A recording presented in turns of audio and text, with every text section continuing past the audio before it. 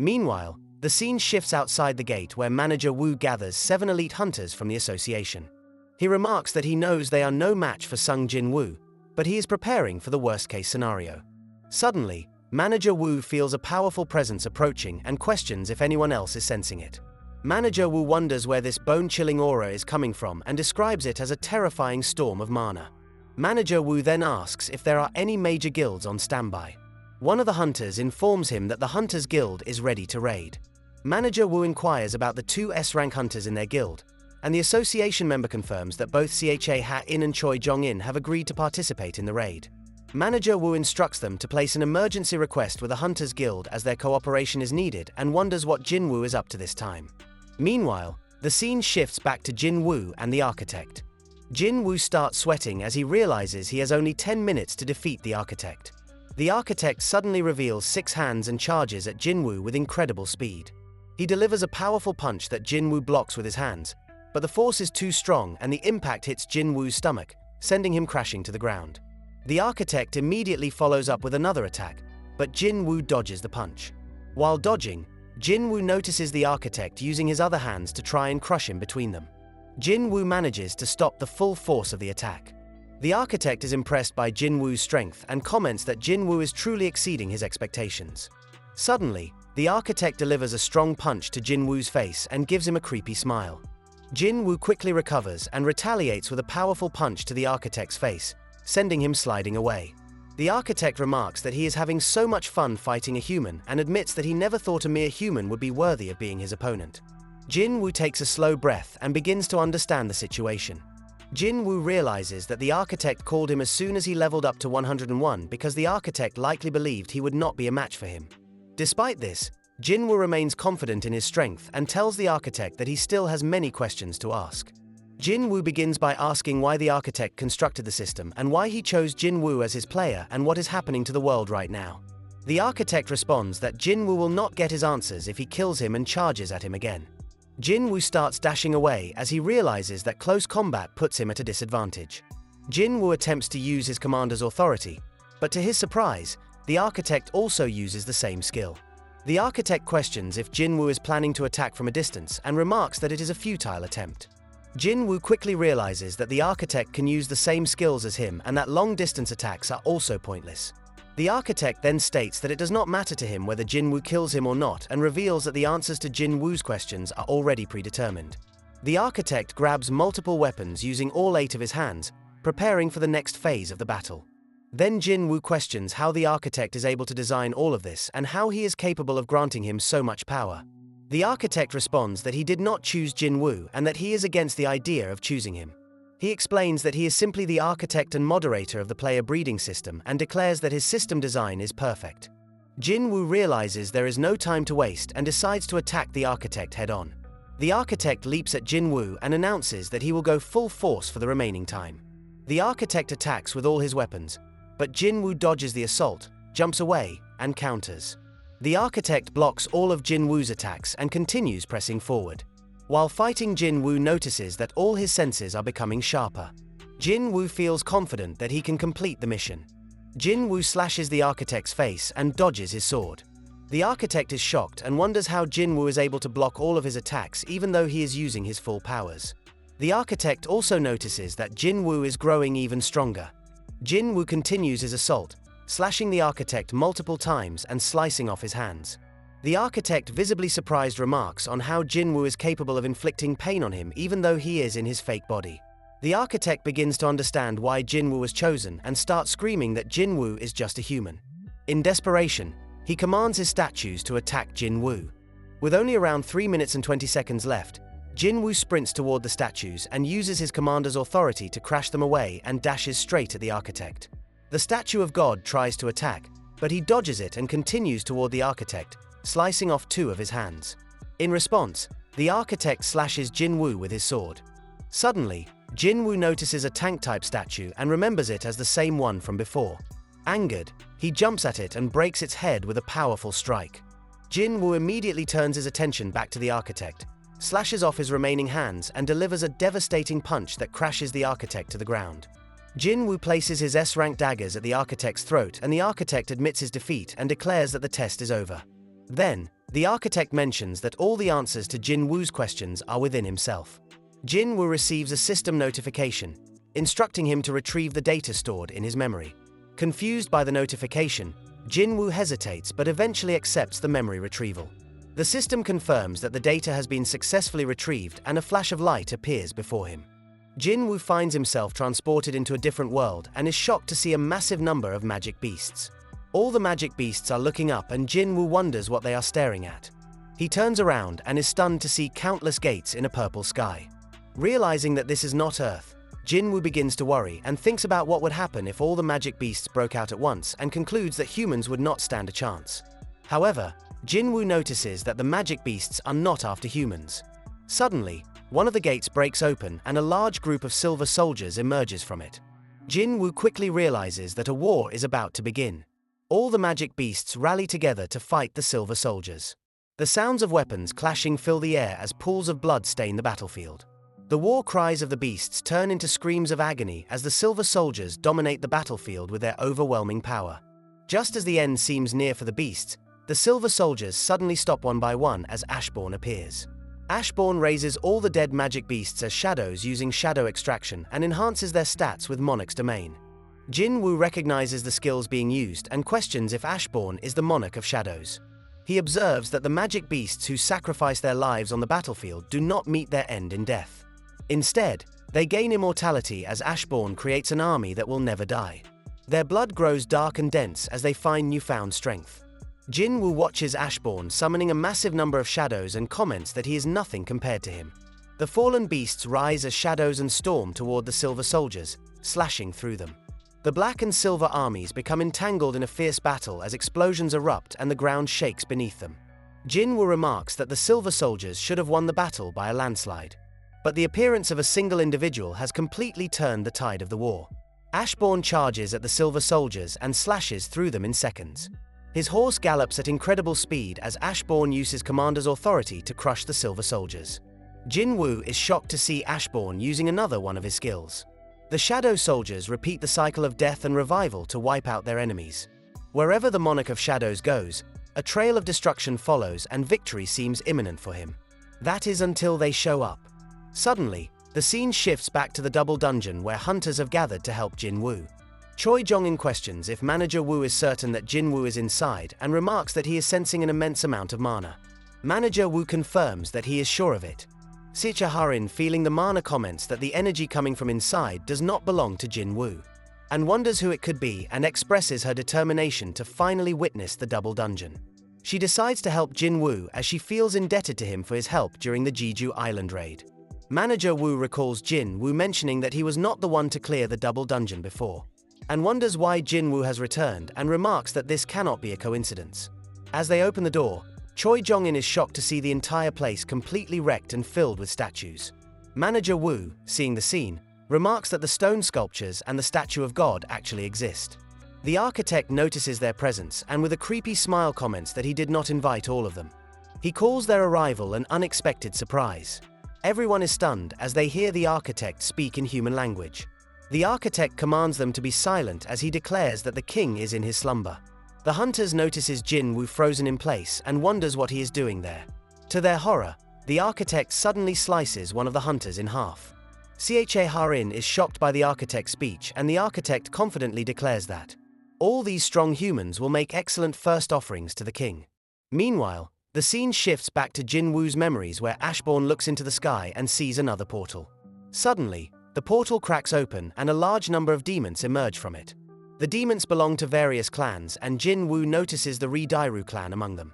Then another portal breaks open and Rakan appears transforming into a giant white wolf accompanied by all the magic beasts. Another mysterious individual also shows up for the battle. Both Rakan and the mysterious figure stare at Ashbourne and Ashbourne looks back at them with equal intensity. Meanwhile, the scene shifts back to the double dungeon where Choi Jong-in urgently requests the healer to treat Myung-chul quickly and move the wounded hunters to the back. As the rest of the statues begin advancing toward them, the architect declares that anyone who is still alive, by the time all his puppets collapse, will be given the honor of witnessing the king's birth. The statue of God then starts attacking with its beam of energy. Choi Jong-in warns everyone to stay alert and moves to the statue's blind spot and uses his flame magic to attack it. He announces to the group to use this opportunity to destroy the stone statues. Manager Wu steps forward and punches the statue in the face, but the statue remains unfazed. Manager Wu realizes that the statue is far sturdier than he expected. Choi Jong-in assists by attacking the statue with his flame magic and comments that the statues have a high resistance to physical attacks. However, the magic flames also fail to cause significant damage. And Choi Jong-in realizes that the statues have high resistance to spell attacks as well. Ki-hoon then remarks that none of his provocation skills are working. And Siecha Hyein adds that her basic psychokinetic spells are also ineffective against the statues. Choi Jong-in, understanding that they are running out of options, decides to wake Sung Jin-woo. He wonders if Jin-woo has been hypnotized and attempts to wake him by attacking him with a basic flame, believing it to be the only way. To his surprise, the architect intercepts the attack and charges at Choi Jong-in for trying to interrupt Jin-woo in his slumber. Other hunters rush to Choi Jong-in's aid and attack the architect. Choi Jong-in then calls out to Siecha Hyein, urging her to wake Jin-woo while they handle the rest. Siecha Hyein dashes forward toward Jin-woo, determined to bring him back. The scene shifts back to Jin-woo's memories, where he witnesses another war breaking out between the magic beasts and the shadow soldiers. Jin-woo watches as the shadow soldiers regenerate, no matter how many times they are destroyed. He thinks to himself that if those soldiers were his shadows, he would have run out of mana long ago. He realizes that Ashbourne possesses a limitless reservoir of mana. The demon clans and beast-type magic creatures continue to slaughter the shadow soldiers. And Jin-woo wonders why they are fighting each other when there seems to be no reason for it. He recalls that this war was supposed to be between the beasts and the silver soldiers. Jin-woo finally understands that Ashbourne is not on the side of the beasts, and begins to suspect that there is an internal conflict between Ashbourne and the monarchs. As the battle nears its end, Ashbourne begins walking toward a mysterious figure. He speaks to the figure and mentions that they had a chance to win the war. He questions why the monarchs betrayed him. The individual responds that it is a shame and remarks that he could have eliminated Ashbourne. Ashbourne questions him again about the betrayal, but the mysterious figure only laughs. Enraged, Ashbourne uses Commander's authority to grab the figure. He cracks the figure's mask and crushes him. As Ashbourne looks into the figure's eyes, he realizes that he has seen those eyes before. He tries to recall where he has seen them and drops the figure after remembering that he is Demon King Baran. Ashbourne wonders what Baran is doing here. Jin-woo then notices his own hands and sees that they resemble Ashbourne's hands. He finally realizes that he is Ashbourne himself and wonders why he did not notice this earlier. Jin-woo feels something in his chest and looks down to see a black heart. He realizes that he now has two hearts. Suddenly, Jin-woo feels as though someone is watching him. He looks back and sees all the rulers staring at him. The system then notifies him that the playback of the retrieved data has ended. Meanwhile, the scene shifts back to the double dungeon where the architect observes Siecha Hyein and finds her quite amusing. He taunts her to try harder and break free from his design. Hyein uses her sword dance to attack, but the architect counters with his sword and slashes her. He laughs at her and comments that there will be no deviations after all. He remarks that humans never fail to disappoint him. The architect announces to everyone that the system he built can predict and respond to any outcome. He declares that their attempts are futile and will never destroy his creations. He mocks them and calls their efforts the best they can do. Hyein charges at the architect and aims for his face. Choi Jong-in insists that they need to wake Jin-woo as it is their only chance for survival. Hyein runs toward Jin-woo, but the architect intercepts her. She dodges his attack and the architect, impressed by her reflexes, calls her attempt not bad. He notices a shadow near Siecha Hyein and remarks that the rules of this room do not allow such things to enter the dungeon. The architect realizes that the king has planted his soldiers on her and questions how they found this location and demands to know her relationship with Jin-woo. Hyein boldly declares that she is Jin-woo's friend and that she came to rescue him. The architect realizes this is not Jin-woo's doing and offers her a chance to witness the glorious birth of one of the monarchs into this world. He adds that the rest of her friends must die here. Suddenly, the architect hears a voice and turns to see Jin-woo attacking him with a powerful punch that breaks his jaw. Jin-woo furiously demands to know what the architect has done to his body. Everyone feels relieved to see that Jin-woo has awakened. Jin-woo places his foot on the architect's face and the architect shocked and realizes that Jin-woo is not the king. He questions why Jin-woo is here instead of the Shadow Monarch and wonders how he is able to maintain his consciousness with the Black Heart. Jin-woo feels the immense mana within him and understands that the Black Heart has significantly increased his power. The system notifies him that he has earned the title of Demon Hunter and that his mana has increased by 100,000. Jinwoo observes the architect's reaction and deduces two things. The first is that the Black Heart is not a product of the architect scheme. The second is that it was never meant to strengthen his powers. Jinwoo remarks that the retrieved data has not provided him with all the answers as he never got the chance to hear the full story. Jinwoo questions the architect about why he was against Jinwoo being the player. He demands to know what a player is and what the architect tried to do to him before. The architect, realizing the betrayal, concludes that the Monarch of Shadows has turned against him.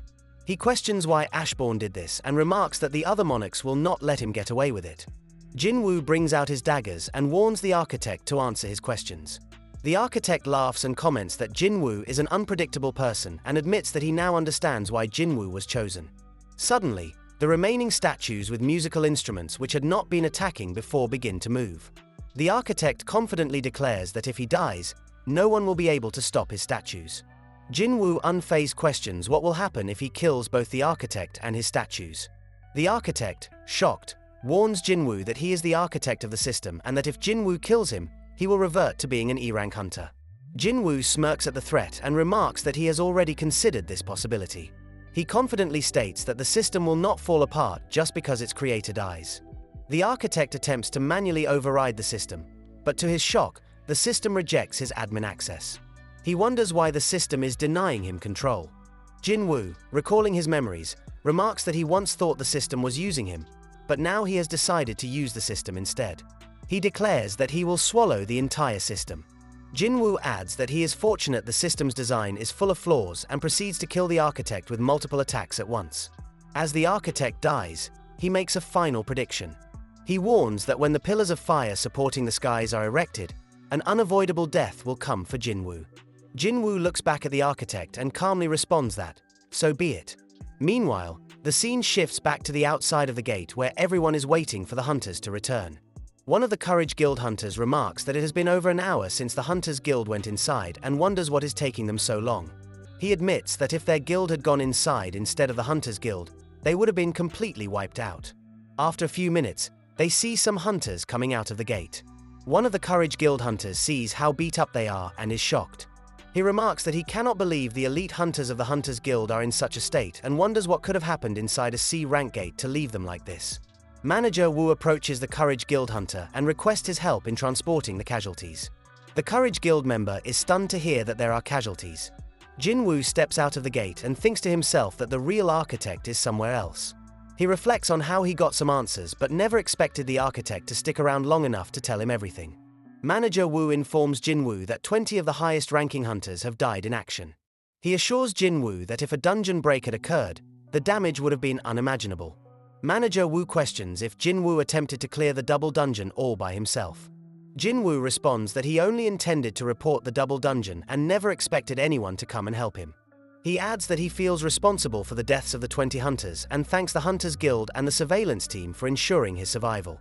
Manager Wu explains that it is standard practice for the surveillance team to be notified whenever an S-rank hunter takes action. He admits that it was his decision to request the cooperation of the Hunters Guild but acknowledges that the results have been tragic. Manager Wu asks Jinwoo how he knew about the double dungeon. Jinwoo replies that the dungeon called out to him and that he received a message telling him to come. Manager Wu requests to see the message. Jinwoo explains that it is in his head and only he can see it. Manager Wu is confused by Jinwoo's response and thinks that Jinwoo must be joking, especially considering the number of deaths. He admits to himself that he cannot understand Jinwoo, at least not with common sense. Sechaharin is worried about Jinwoo and asks if he is alright. Jinwoo confidently responds that he is fine but quickly changes his answer and admits that he is tired and about to collapse. Sechaharin moves to support Jinwoo from falling to the ground. Meanwhile, the scene shifts to Tokyo where a large amount of mana crystals is being transported to the S-rank gate. Yuri observes the operation and mentions that there is a total of 200,000 tons of mana crystal. He confidently states that this amount should be more than enough for his magic circle to hold the gate for an entire year. Yuri explains that once he begins the process of building the magic barrier around the gate, it will start drawing mana from the crystals and the magic circle will become self-sufficient. Suddenly, Yuri senses something strange. The association members ask if there is a problem. Yuri responds that the barrier is perfect but admits that he senses a strong presence nearby. Yuri calls out to the being and demands that it show itself. One of the members remarks that no human would dare to be out on the streets with a dungeon break set to occur tomorrow. Yuri boldly responds that he never said it was a person. Meanwhile, Sung Illinois 1 watches everything from the top of a building and remarks that Yuri has sharp senses. He notes that this is not surprising considering the source of Yuri's powers. He comments that everything is going according to the plan and that the tragedy is on its way. The military surrounds the area with tanks and Kanei observes the scene and remarks that modern firearms are highly ineffective against beasts and questions the point of mobilizing an army. Sugimoto explains that if Yuri's strategy fails, they will need someone to buy time for the frontline hunters to prepare for an attack. Kanei responds that the soldiers are nothing more than human shields. Sugimoto agrees and adds that as long as they are stationed at the front lines, they are no different from the humans. He further remarks that this shows how helpless humans are in the face of pure destruction. Yuri looks at the mana crystals and confidently states that everything is going according to his plan and declares that he will handle the gate by himself. Yuri boasts that it would be great if he could single-handedly bring down an S-rank gate. He then remarks that there is another hunter who better fits that title and admits that he should not be overambitious. Yuri starts drinking alcohol and the association member angrily protests that Yuri should not be drinking. Yuri responds that he is just trying to calm his nerves as he is about to put on the greatest show and calls for a toast. Yuri then asks how many S-rank hunters are on standby. The member responds that there are a total of 15 S-rank hunters. Yuri remarks that they have only a small audience to witness his powers. He further asks if any American hunters are joining the operation. The member explains that another S-rank gate has spawned in Maryland and adds that many other S-rank gates have appeared in other major countries as well.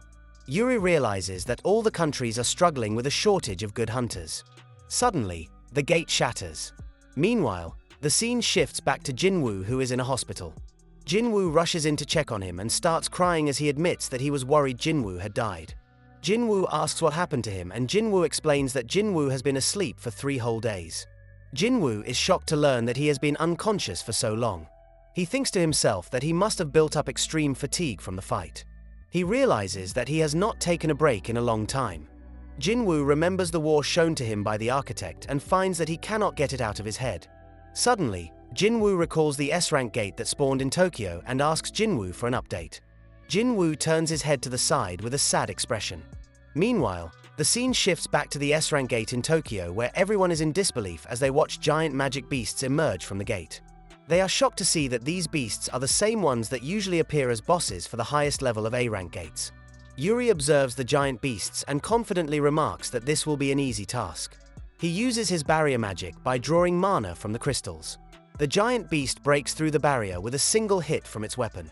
Yuri remains confident and comments that they can break through the barrier.